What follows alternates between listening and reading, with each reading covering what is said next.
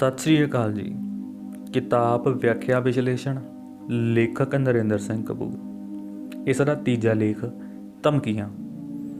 ਧਮਕੀ ਇੱਕ ਸ਼ਾਬਦਿਕ ਹਥਿਆਰ ਹੁੰਦੀ ਹੈ ਜਿਸ ਦੀ ਵਰਤੋਂ ਜੀਵਨ ਵਿੱਚ ਬਚਪਨ ਤੋਂ ਬੁਢਾਪੇ ਤੱਕ ਨਿਰੰਤਰ ਹੁੰਦੀ ਰਹਿੰਦੀ ਹੈ। ਧਮਕਾਉਣ ਵਾਲੇ ਅਤੇ ਧਮਕਾਏ ਗਏ ਵਿਅਕਤੀ ਦੀ ਨਬਜ਼ ਗਤੀ, ਸਾਹ ਲੈਣ ਦੀ ਰਫ਼ਤਾਰ, ਸ਼ਬਦਾਵਲੀ ਅਤੇ ਹਰ ਪ੍ਰਕਾਰ ਦੀ ਸਰੀਰਕ ਕਿਰਿਆ ਵਿੱਚ ਇੱਕਦਮ ਤਬਦੀਲੀ ਆ ਜਾਂਦੀ ਹੈ। ਅਨੇਕਾਂ ਧਮਕੀਆਂ ਦਿੱਤੀਆਂ ਜਾਂਦੀਆਂ ਹਨ, ਪਰ ਉਹਨਾਂ ਵਿੱਚੋਂ ਬਹੁਤ ਘੱਟ ਨੂੰ ਅਮਲੀ ਰੂਪ ਦਿੱਤਾ ਜਾਂਦਾ ਹੈ। ਇਸੇ ਕਰਕੇ ਕਿਹਾ ਜਾਂਦਾ ਹੈ, ਜੋ ਗਰਜਦੇ ਹਨ ਉਹ ਬਰਸਦੇ ਨਹੀਂ। ਬਹੁਤ ਸਾਰੇ ਕੰਮ ਕੇਵਲ ਧਮਕੀ ਦੇਣ ਨਾਲ ਹੀ ਹੋ ਜਾਂਦੇ ਹਨ, ਪਰ ਜੇ ਇਵੇਂ ਨਹੀਂ ਹੁੰਦਾ ਤਾਂ ਧਮਕਾਉਣ ਵਾਲਾ ਬੰਦਾ ਧਮਕਾਏ ਹੋਏ ਵਿਅਕਤੀ ਨਾਲੋਂ ਵੀ ਵਧੇਰੇ ਬੇਚੈਨੀ ਅਨੁਭਵ ਕਰਦਾ ਹੈ। ਬੇਤਰਤੀਬੀ ਨਾਲ ਅਤੇ ਸਮੇਂ, ਸਥਾਨ ਅਤੇ ਵਿਅਕਤੀ ਨੂੰ ਧਿਆਨ ਵਿੱਚ ਰੱਖੇ ਬਿਨਾਂ ਦਿੱਤੀ ਧਮਕੀ ਦਾ ਅਸਰ ਕਈ ਵਾਰ ਉਲਟਾ ਹੁੰਦਾ ਹੈ। ਕੇਵਲ ਸ਼ਕਤੀਸ਼ਾਲੀ ਵਿਅਕਤੀ ਨੂੰ ਹੀ ਧਮਕੀ ਦੇਣੀ ਚਾਹੀਦੀ ਹੈ, ਪਰ ਆਮ ਕਰਕੇ ਧਮਕੀਆਂ ਡਰਪੋਕ ਹੀ ਦਿੰਦੇ ਹਨ। ਧਮਕੀ ਦੇਣੀ ਸੌਖੀ ਹੁੰਦੀ ਹੈ, ਪਰ ਇਸ ਨੂੰ ਅਮਲੀ ਰੂਪ ਦੇਣਾ ਬੜਾ ਕਠਿਨ ਹੁੰਦਾ ਹੈ। ਧਮਕੀ ਦਾ ਮਹੱਤਵ ਇਸ ਗੱਲ ਤੋਂ ਵੀ ਲਾਇਆ ਜਾਂਦਾ ਹੈ ਕਿ ਧਮਕੀ ਦਿੱਤੀ ਕਿਸ ਨੂੰ ਗਈ ਹੈ। ਉਦਾਹਰਣ ਵਜੋਂ ਸਹੁਰੇ ਦੀ ਆਪਣੇ ਜਵਾਈ ਨੂੰ ਦਿੱਤੀ ਧਮਕੀ ਦਾ ਅਸਰ ਸਦਾ ਉਲਟਾ ਹੁੰਦਾ ਹੈ। ਪਤਨੀ ਵੱਲੋਂ ਪਤੀ ਨੂੰ ਦਿੱਤੀ ਧਮਕੀ ਨੂੰ ਗੰਭੀਰਤਾ ਨਾਲ ਨਹੀਂ ਲਿਆ ਜਾਂਦਾ। ਕੇਵਲ ਗੁੱਸੇ ਵਿੱਚ ਦਿੱਤੀ ਹੋਈ ਧਮਕੀ ਧਮਕਾਉਣ ਵਾਲੇ ਦੀ ਕਮਜ਼ੋਰੀ ਦਾ ਪ੍ਰਮਾਣ ਹੁੰਦੀ ਹੈ। ਜੇ ਭਾਰਤ ਅਮਰੀਕਾ ਨੂੰ ਧਮਕੀ ਦੇਵੇ ਤਾਂ ਗੱਲ ਹਾਸੋਹੀਣੀ ਹੋਵੇਗੀ, ਪਰ ਜੇ ਅਮਰੀਕਾ ਚੀਨ ਨੂੰ ਧਮਕਾਵੇ ਤਾਂ ਸਾਰੀ ਦੁਨੀਆ ਦੇ ਕੰਨ ਖੜੇ ਹੋ ਜਾਣਗੇ। ਬਹੁਤ ਸ਼ਕਤੀਸ਼ਾਲੀ ਵਿਅਕਤੀ ਜਾਂ ਦੇਸ਼ ਕਿਸੇ ਕਮਜ਼ੋਰ ਵਿਅਕਤੀ ਜਾਂ ਦੇਸ਼ ਨੂੰ ਧਮਕਾ ਕੇ ਆਪਣੀ ਹੀ ਬੇਇੱਜ਼ਤੀ ਕਰਵਾਉਂਦੇ ਹਨ। ਅਜਿਹੀ ਸਥਿਤੀ ਵਿੱਚ ਧਮਕਾਇਆ ਗਿਆ ਵਿਅਕਤੀ ਜਾਂ ਦੇਸ਼ ਮਾਰਨ ਲਈ ਤਿਆਰ ਹੋ ਕੇ ਸ਼ਕਤੀਸ਼ਾਲੀ ਦੇਸ਼ ਦੇ ਮਾਣ ਸਤਿਕਾਰ ਨੂੰ ਸੱਟ ਮਾਰਦਾ ਹੈ। ਵੀਅਤਨਾਮ ਯੁੱਧ ਦੌਰਾਨ ਹਰ ਅਮਰੀਕੀ ਧਮਕੀ ਨਾਲ ਵੀਅਤਨਾਮੀਆਂ ਦੇ ਹੌਸਲੇ ਉੱਚੇ ਹੁੰਦੇ ਸਨ। ਇੱਕ ਨਿਸ਼ਚਿਤ ਅਤੇ ਦ੍ਰਿੜ ਆਦਰਸ਼ ਲਈ ਜੂਝ ਰਹੇ ਵਿਅਕਤੀ ਜਾਂ ਦੇਸ਼ ਨੂੰ ਧਮਕਾਇਆ ਨਹੀਂ ਜਾ ਸਕਦਾ, ਕਿਉਂਕਿ ਉਸ ਦਾ ਸਰਮਾਇਆ ਸਰੀਰਕ ਬਲ ਜਾਂ ਹਥਿਆਰ ਨਹੀਂ, ਸਗੋਂ ਆਤਮ ਵਿਸ਼ਵਾਸ ਹੁੰਦਾ ਹੈ। ਸਿੱਖ ਇਤਿਹਾਸ ਵਿਚਲੀਆਂ ਵਚਿੱਤਰ ਕੁਰਬਾਨੀਆਂ ਦੇ ਸੰਭਵ ਹੋਣ ਦਾ ਕਾਰਨ ਉਪਰੋਕਤ ਤੱਥ ਸੀ। ਮੀਰ ਮਨੂ ਨੇ ਸਿੱਖਾਂ ਦੇ ਸਿਰਾਂ ਦੇ ਮੁੱਲ ਪਾਏ ਅਤੇ ਸਿੱਖ ਕੌਮ ਦਾ ਮਰੀਆ ਮੇਟ ਕਰਨ ਦੀ ਧਮਕੀ ਦਿੱਤੀ, ਤੇ ਅਸੀਂ ਜਾਣਦੇ ਹਾਂ ਕਿ ਸਿੱਖਾਂ ਨੇ ਉਸ ਦੀ ਧਮਕੀ ਦਾ ਉੱਤਰ ਕਿਵੇਂ ਦਿੱਤਾ ਸੀ। ਅਸਰਦਾਰ ਧਮਕੀ ਦੇਣਾ ਇੱਕ ਕਲਾ ਹੈ ਅਤੇ ਇਸ ਕਲਾ ਦੇ ਕਈ ਪੱਖ ਹਨ। ਧਮਕਾਉਣ ਵਾਲੇ ਬਾਰੇ ਇਹ ਗੱਲ ਪੱਕੀ ਹੋਣੀ ਚਾਹੀਦੀ ਹੈ ਕਿ ਪਾਸਟ ਵਿੱਚ ਉਸਨੇ ਧਮਕੀਆਂ ਨੂੰ ਅਮਲੀ ਰੂਪ ਦਿੱਤਾ ਸੀ। ਇਸ ਦੇ ਨਾਲ ਹੀ ਧਮਕੀ ਨੂੰ ਅਮਲੀ ਰੂਪ ਦੇਣ ਲਈ ਢੁਕਵੀਂ ਸਮਰੱਥਾ ਅਤੇ ਸਾਧਨ ਪ੍ਰਤੱਖ ਹੋਣੇ ਚਾਹੀਦੇ ਹਨ। ਇਸ ਪ੍ਰਤੱਖ ਨੁਮਾਇਸ਼ ਕਾਰਨ ਧਮਕੀ ਨੂੰ ਅਮਲੀ ਰੂਪ ਦਿੱਤੇ ਬਿਨਾਂ ਹੀ ਮਨ ਇੱਛਤ ਨਤੀਜੇ ਪ੍ਰਾਪਤ ਕੀਤੇ ਜਾਂਦੇ ਹਨ। ਨੈਪੋਲੀਅਨ ਇਹ ਨੀਤੀ ਸਫਲਤਾ ਨਾਲ ਵਰਤਦਾ ਰਿਹਾ ਹੈ। ਹਿਟਲਰ ਨੇ ਵੀ ਦੂਜੇ ਵਿਸ਼ਵ ਯੁੱਧ ਵਿੱਚ ਧਮਕੀ ਦੀ ਕਲਾ ਨੂੰ ਬੜੀ ਸਫਲਤਾ ਨਾਲ ਵਰਤਿਆ ਸੀ। ਉਹ ਕਿਸੇ ਸ਼ਹਿਰ ਉੱਤੇ ਹਮਲਾ ਕਰਕੇ ਕਬਜ਼ਾ ਕਰਕੇ ਸਥਿਤੀ ਉੱਤੇ ਪੂਰਾ ਕਾਬੂ ਪਾ ਲੈਂਦਾ ਸੀ ਅਤੇ ਮਗਰੋਂ ਐਲਾਨ ਕਰਦਾ ਸੀ ਕਿ ਮੇਰੀਆਂ ਫੌਜਾਂ ਸ਼ਾਮ ਨੂੰ 4 ਵਜੇ ਉਸ ਸ਼ਹਿਰ ਉੱਤੇ ਹਮਲਾ ਕਰਨਗੀਆਂ ਅਤੇ ਸ਼ਾਮ ਨੂੰ 7 ਵਜੇ ਸੰਸਾਰ ਭਰ ਦੇ ਖਬਰ ਨਵੀਸਾਂ ਦੇ ਟਰੱਕ ਭਰ ਕੇ ਉਹਨਾਂ ਨੂੰ 3 ਘੰਟੇ ਵਿੱਚ ਕੀਤੀ ਕਾਰਵਾਈ ਵਿਖਾ ਕੇ ਉਹ ਹੈਰਾਨ ਕਰ ਦਿੰਦਾ ਸੀ। ਜੇ ਧਮਕੀ ਦੇਣ ਵਾਲੇ ਦੀ ਮਾਨਸਿਕ ਅਵਸਥਾ ਚੜ੍ਹਦੀ ਕਲਾ ਵਾਲੀ ਨਹੀਂ ਤਾਂ ਉਹ ਬਹੁਤਾ ਚਿਰ ਸਥਿਤੀ ਉੱਤੇ ਕਾਬੂ ਨਹੀਂ ਪਾ ਸਕਦਾ। ਗੁਰੂ ਗੋਬਿੰਦ ਸਿੰਘ ਰਚਿਤ ਜ਼ਫਰਨਾਮਾ ਔਰੰਗਜ਼ੇਬ ਨੂੰ ਧਮਕੀ ਸੀ, ਜਿਸ ਨੂੰ ਅਮਲੀ ਰੂਪ ਦੇਣ ਲਈ ਗੁਰੂ ਸਾਹਿਬ ਨੇ ਜਾਨ ਦੀ ਬਾਜੀ ਲਾਉਣੀ ਸੀ। ਸਾਰੇ ਲੋਕ ਉਸ ਵਿਅਕਤੀ ਦਾ ਸਤਿਕਾਰ ਕਰਦੇ ਹਨ ਜੋ ਧਮਕੀ ਦੇ ਕੇ ਲੋੜ ਪੈਣ 'ਤੇ ਉਸ ਨੂੰ ਅਮਲੀ ਰੂਪ ਦੇਵੇ।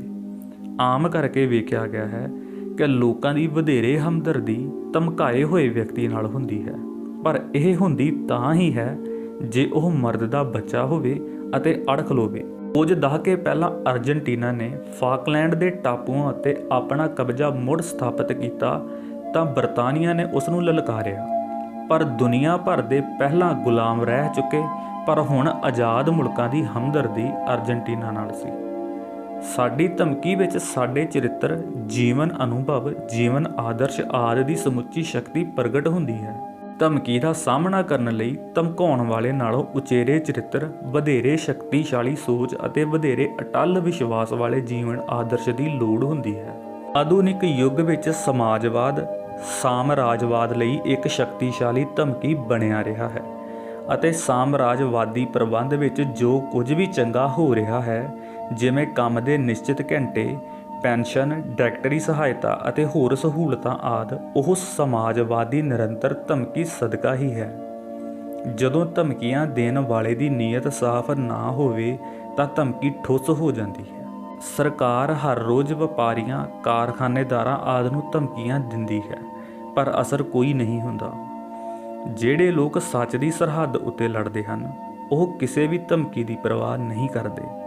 ਔਰੰਗਜ਼ੇਬ ਨੇ ਗੁਰੂ ਗੋਬਿੰਦ ਸਿੰਘ ਨੂੰ ਧਮਕੀ ਦਿੱਤੀ ਸੀ, ਪਰ ਅਸਰ ਉਲਟਾ ਹੋਇਆ ਸੀ ਅਤੇ ਬੜੇ ਦ੍ਰਿੜ ਇਰਾਦੇ ਵਾਲੇ ਵਿਅਕਤੀ ਪੈਦਾ ਹੋਏ ਸਨ।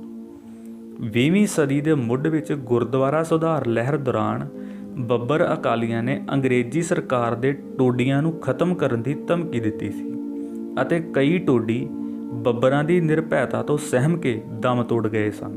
ਜਦੋਂ ਅਸੂਲ ਉੱਤੇ ਲੜ ਰਹੇ ਕਿਸੇ ਵਿਅਕਤੀ ਨੂੰ ਧਮਕੀ ਦਿੱਤੀ ਜਾਂਦੀ ਹੈ ਤਾਂ ਉਸ ਵਿਅਕਤੀ ਦੀ ਹਿੰਮਤ ਅਤੇ ਦਲੇਰੀ ਵੱਧ ਜਾਂਦੀ ਹੈ। ਪੁਰਾਣੀਆਂ ਲੜਾਈਆਂ ਵਿੱਚ ਕਿਲਿਆਂ ਵਿੱਚ ਘਿਰ ਜਾਣ ਵਾਲੇ ਯੋਧੇ ਆਪਣੇ ਅਸੂਲਾਂ ਦੇ ਬਲ ਨਾਲ ਕਿੰਨਾ ਹੀ ਚਿਰ ਭੁੱਖ ਦਾ ਸਾਹਮਣਾ ਕਰਿਆ ਕਰਦੇ ਸਨ। ਇਜ਼ਰਾਈਲ ਅਰਬ ਦੇਸ਼ਾਂ ਵੱਲੋਂ ਨਿਰੰਤਰ ਧਮਕੀ ਕਾਰਨ ਸਦਾ ਸੁਚੇਤ ਰਹਿੰਦਾ ਹੈ। ਧਮਕੀ ਦਾ ਉਦੇਸ਼ ਧਮਕਾਏ ਵਿਅਕਤੀ ਨੂੰ ਸਮਝੌਤੇ ਲਈ ਮਜਬੂਰ ਕਰਨਾ ਹੁੰਦਾ ਹੈ। ਧਮਕੀ ਆਮ ਕਰਕੇ ਉਦੋਂ ਦਿੱਤੀ ਜਾਂਦੀ ਹੈ ਜਦੋਂ ਸਮੱਸਿਆ ਦਾ ਕੋਈ ਹੋਰ ਹੱਲ ਸੰਭਵ ਨਹੀਂ ਹੁੰਦਾ। ਜਦੋਂ ਕਿਸੇ ਦਾ ਮਾਣ ਅਤੇ ਅਣਖ ਖਤਰੇ ਵਿੱਚ ਹੋਣ ਤਾਂ ਉਸ ਦਾ ਸਧਾਰਨ ਬੋਲ ਵੀ ਧਮਕੀ ਵਰਗੇ ਹੁੰਦੇ ਹਨ। ਜਦੋਂ ਕੋਈ ਵਿਅਕਤੀ ਆਪਣੀ ਮੰਗ ਮਨਵਾਉਣ ਲਈ ਕੋਠੇ ਤੋਂ ਛਾਲ ਮਾਰਨ, ਨਹਿਰ ਵਿੱਚ ਡੁੱਬਣ ਆਦਿ ਦੀ ਧਮਕੀ ਦਿੰਦਾ ਹੈ ਤਾਂ ਉਸ ਦਾ ਅਸਰ ਉਸੇ ਅਨੁਪਾਤ ਵਿੱਚ ਹੁੰਦਾ ਹੈ ਜਿਸ ਗੰਭੀਰਤਾ ਨਾਲ ਅਜਿਹੀ ਧਮਕੀ ਦਿੱਤੀ ਜਾਂਦੀ ਹੈ। ਜਦੋਂ ਕੋਈ ਗੁੰਮਨਾਮ ਜਿਹਾ ਵਿਅਕਤੀ ਵੀ ਆਪਣੀ ਗੱਲ ਮਨਵਾਉਣ ਲਈ ਆਪਣੀ ਜਾਨ ਦੀ ਬਾਜੀ ਲਾਉਣ ਦੀ ਧਮਕੀ ਦਿੰਦਾ ਹੈ ਤਾਂ ਉਸ ਨਾਲ ਸੰਬੰਧਿਤ ਸਾਰੇ ਵਿਅਕਤੀ ਪ੍ਰਭਾਵਿਤ ਹੁੰਦੇ ਹਨ। ਭਗਤ ਸਿੰਘ ਦੀ ਸ਼ਹੀਦੀ, ਦਰਸ਼ਨ ਸਿੰਘ ਫੇਰੂਮਾਨ ਦਾ ਮਰਨ ਵਰਤ ਇੱਕ ਵਿਅਕਤੀ ਦੀ ਜ਼ਿੰਦਗੀ ਦਾ ਸਵਾਲ ਨਹੀਂ ਰਹਿੰਦਾ, ਸਗੋਂ ਸਮੁੱਚੀ ਕੌਮ ਅਤੇ ਸੂਬੇ ਦਾ ਸਵਾਲ ਬਣ ਜਾਂਦਾ ਹੈ। ਇਕੱਲੇ ਦੁਕੱਲੇ ਵਿਅਕਤੀ ਨੂੰ ਧਮਕਾਉਣਾ ਸੌਖਾ ਹੁੰਦਾ ਹੈ, ਪਰ ਕਿਸੇ ਜਥੇਬੰਦਕ ਸ਼ਕਤੀ ਨੂੰ ਧਮਕਾਉਣਾ ਬਹੁਤ ਹੀ ਕਠਿਨ ਹੁੰਦਾ ਹੈ। ਇੱਕ ਦੋ ਭਰਿੰਡਾਂ ਨੂੰ ਮਾਰਨਾ ਸੌਖਾ ਹੁੰਦਾ ਹੈ, ਪਰ ਭਰਿੰਡਾਂ ਜਾਂ ਸ਼ਹਿਦ ਦੀਆਂ ਮੱਖੀਆਂ ਦੇ ਛੱਤੇ ਨੂੰ ਹੱਥ ਪਾਉਣਾ ਬਹੁਤ ਹੀ ਕਠਿਨ ਕੰਮ ਹੁੰਦਾ ਹੈ। ਜਾਨਵਰਾਂ ਵਿੱਚ ਵੀ ਧਮਕੀ ਦੀ ਖੁੱਲ੍ਹੀ ਵਰਤੋਂ ਕੀਤੀ ਜਾਂਦੀ ਹੈ। ਮਨੁੱਖ ਨੇ ਧਮਕੀ ਦੀ ਆਦਤ ਸਿੱਖੀ ਹੀ ਜਾਨਵਰਾਂ ਤੋਂ ਹੈ। ਬਿੱਲੀ ਨੂੰ ਵੇਖ ਕੇ ਕਬੂਤਰ ਵੱਲੋਂ ਅੱਖਾਂ ਬੰਦ ਕਰਨੀਆਂ ਬਿੱਲੀ ਦੀ ਧਮਕੀ ਸਾਹਮਣੇ ਗੋਡੇ ਟੇਕਣ ਦੀ ਹੀ ਪ੍ਰਕਿਰਿਆ ਹੈ। ਜਿਨ੍ਹਾਂ ਲੋਕਾਂ, ਕੌਮਾਂ ਜਾਂ ਜਥੇਬੰਦੀਆਂ ਵਿੱਚ ਆਪਣੀ ਧਮਕੀ ਨੂੰ ਅਮਲੀ ਰੂਪ ਦੇਣ ਦੀ ਸਮਰੱਥਾ ਨਹੀਂ ਹੁੰਦੀ, ਉਹ ਧਮਕੀ ਦੇ ਕੇ ਆਪਣਾ ਮਾਣ ਸਤਿਕਾਰ ਆਪ ਹੀ ਜ਼ਖਮੀ ਕਰਦੀਆਂ ਹਨ। ਧਮਕੀ ਨਾ ਦੇਣੀ ਉੱਚੇ ਚਰਿੱਤਰ ਦੀ ਨਿਸ਼ਾਨੀ ਹੈ, ਪਰ ਧਮਕੀ ਦੇ ਕੇ ਉਸ ਨੂੰ ਪੂਰਾ ਕਰਨਾ ਦ੍ਰਿੜ ਇਰਾਦੇ ਦਾ ਪ੍ਰਮਾਣ ਹੁੰਦਾ ਹੈ। ਜਦੋਂ ਵੀ ਧਮਕੀ ਦੇਣੀ ਹੋਵੇ, ਪਹਿਲਾਂ ਮਾਪ ਤੋਲ ਲਵੋ ਕਿ ਲੋੜ ਪੈਣ ਉੱਤੇ ਕੀ ਤੁਸੀਂ ਉਸ ਨੂੰ ਅਮਲੀ ਰੂਪ ਦੇ ਸਕੋਗੇ। ਸੋ ਇਸ ਦੇ ਨਾਲ ਹੀ ਇਹ ਲੇਖ ਵੀ ਖਤਮ ਹੁੰਦਾ ਹੈ। ਫਿਰ ਮਿਲਾਂਗੇ ਅਗਲੇ ਲੇਖ ਨਾਲ। ਧੰਨਵਾਦ।